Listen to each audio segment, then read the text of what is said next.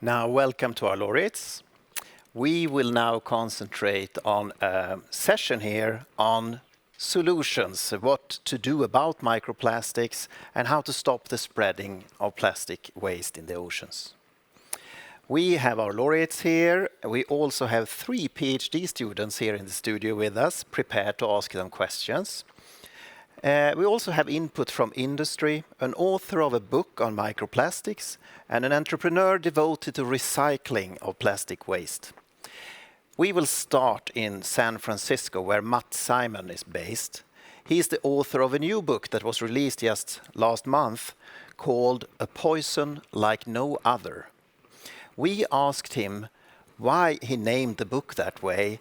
Does he think that microplastics are a looming environmental disaster?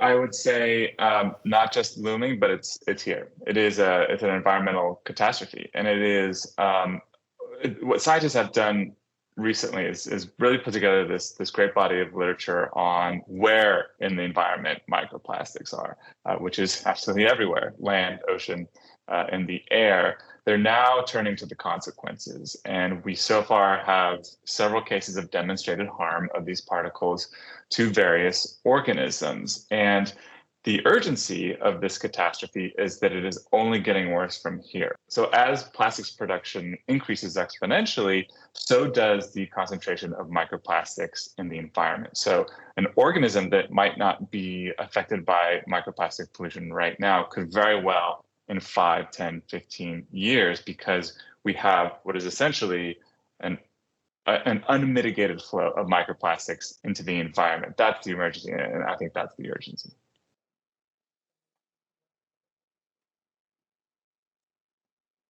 Concern might be putting it mildly, but science is necessarily conservative, right? So they have to build up this body of evidence as to the demonstrated harms of microplastics, both in the environment, in biological senses and ecological senses, but also in our own bodies. And we are just starting to get a handle on it because we just didn't know the extent of this pollution until quite recently. And again, now the focus is shifting to what are the consequences. And I can tell you for sure the consequences are not good. The extent to which they're not good, we'll see in the coming years. We need to elect politicians that truly understand that plastic pollution and microplastic pollution are essentially the same thing as climate change. We're not going to get anywhere on systemic change without the political will. And it's going to be tough in the United States, at least because our political system is captured by fossil fuel interests. But actually in Europe, you guys are doing much better at microplastics research, pouring a lot of money into that, especially the human health aspects. So kudos to you, and embarrassing for us. Thank you very much, Matt. Let's see if we have some comments from our laureates. Tamara, maybe? Well, I think what we're seeing here is a design problem. As I said previously, it's a design. We're designing something to last 500 years. We're using it for 20 minutes. Because it's a design problem, we can solve it. Change the design, solve the problem. That's a positive attitude. Thank you. Let's have our first questions to the laureates from our PhD students. They are all involved in research projects that deals with different aspects of microplastics. So we have with us here today Azora Koenig-Kadgar, we have Dipanita Ghosh, and Sarah Stevens. So please, go ahead. First of all, congratulations again. We have a few questions about your research career. And I would like to know if you have ever been confronted with opposing opinions on the potential hazards of microplastics, especially by the plastic industry, and if so, how did you deal with that? It's maybe you, Richard. Well, thank you. I mean, of course, the message here is that the current business model is broken, that it's no longer sustainable to take non-renewable resource, to apply it to short-lived applications and then turn it into highly persistent waste. But the good news is that it's a problem that we can solve, as Tamara says, by design. And that's a collaboration, working with industry and working with stakeholders.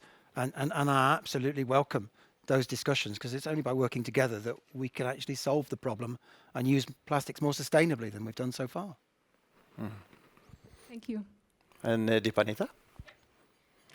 So my question was like, how did your findings about the presence of microplastic impact on your personal lives regarding the consumption of the products?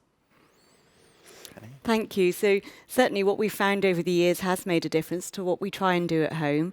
Firstly, trying to reduce our consumption of single-use plastic, so avoid buying food that comes in a lot of packaging, perhaps shopping more locally or even growing our own.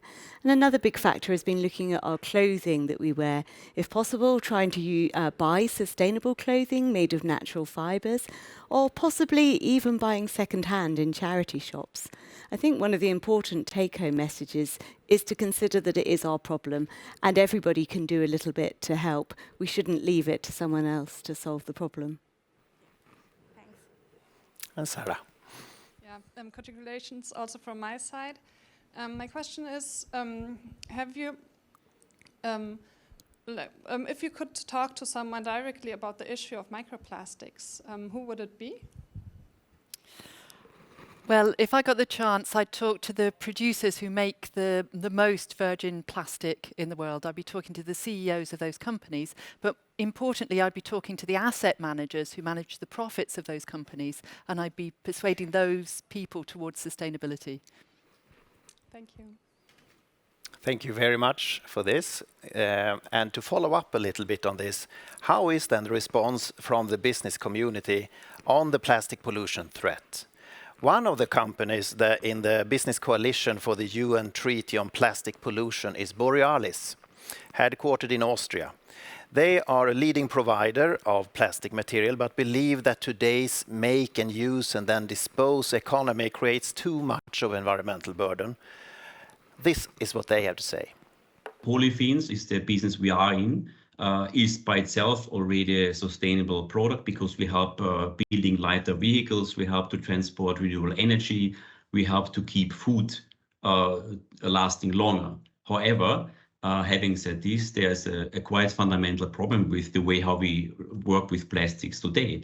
Actually, the way we make it, the way we use it, and the way we dispose it is linear. So actually, we use fossil and we throw or burn the plastics after using. That's not the way we can continue. So that's why our strategy is to accelerate circular economy and avoid plastics leakage, because we're aware that we need to protect our planet. And that's the reason why we're advocating for the United Nations Treaty for Plastics, because it's exactly doing that. It's exactly trying to find a harmonized, globally harmonized regulation to accelerate circular economy and to prevent leakage of plastics into the environment.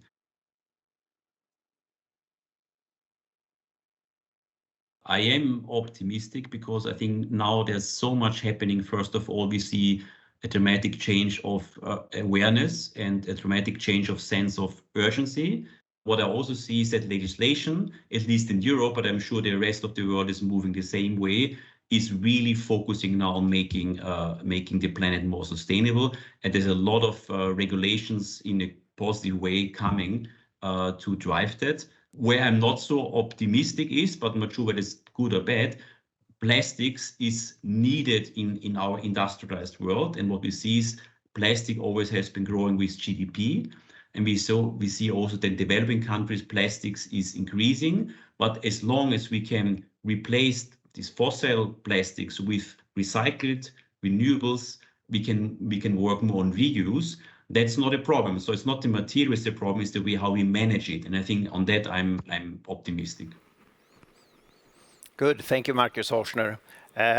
Penny, would you like to make a comment maybe to what Markus said? Certainly, I think it's a very timely comment because just today in Uruguay, the dialogues on the UN Global Plastic Treaty have started. And I think collectively we all want a bold, ambitious and regulated treaty which helps reduce the production, the consumption and the leakage of plastic into the environment, working towards the circular economy.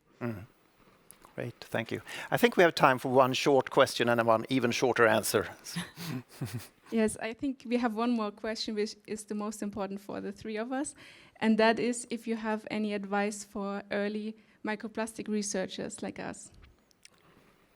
Well, I'd be saying ask the right questions. You might have all the best kit, but make sure you're asking the right questions. Any more comments? I would say we now know that there's a problem. We need more evidence about the specifics of the solutions, what works and what doesn't work. Penny? I would also say keep an eye on the solutions, work with the chemists, with the designers to try and have safer by design products. Thank you. Thank you very much. Thank you very, very much. Thank you. One of the reasons huge amount of plastic leak into the oceans and to the environment in general is the lack of waste management in many countries in the world. We have spoken to an entrepreneur who has decided to do something about this in her native country, in India, in Bangalore.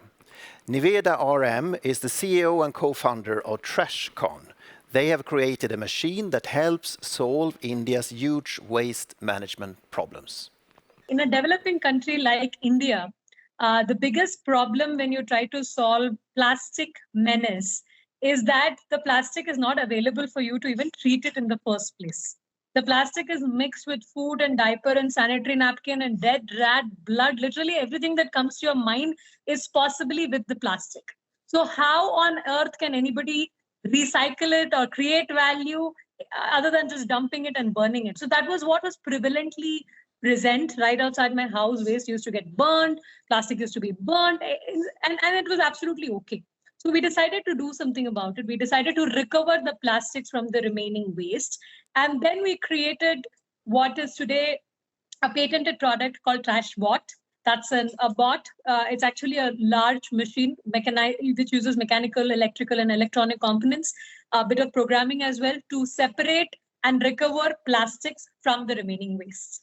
But what ended up happening was we realized the plastics that was coming to the streets or going into the drains or going into the rivers were plastics that nobody wants. These are called multi-layered plastics, which are also non-recyclable in nature. It has a layer of aluminum sticking onto it. All your food packaging, chips, biscuits, everything has this material. And then we had to push ourselves and build yet another technology to recycle non-recyclable plastics into recycled sheets, which are similar to plywood. But what ended up happening was we were creating an alternate to plywood, but it ended up being even better than plywood because now it was waterproof, termite proof, and most importantly, we didn't solve a problem and create a problem. We actually solved the problem. So the plastics can be recycled again and again and again. So it does not have to end up in the landfills after it goes to your house as a bench or a desk. So this is what we built. We built technologies, we built business model, but most importantly, we made a profitable business model that our customers also can use and derive value so that it is sustainable. And I would still say that all the solutions need to come together to solve the problem of microplastic. It's not one solution that solves the problem of this magnitude. So I think we are one of those many solutions. That's where I would like to put ourselves. Thank you, Nivedha. Richard, any comment to what Nivedha has told us? I think it's amazing the ingenuity that's been shown there, particularly at the end of a product's lifetime. What we really need to do is to bring that level of ingenuity together at the design stage too, so that we're designing products with end of life in mind, and we're not having to throw energy at solving a problem of multi-layers when maybe we could find an ingenious way not to need them in the first place. Excellent. Thank you very much, dear laureates.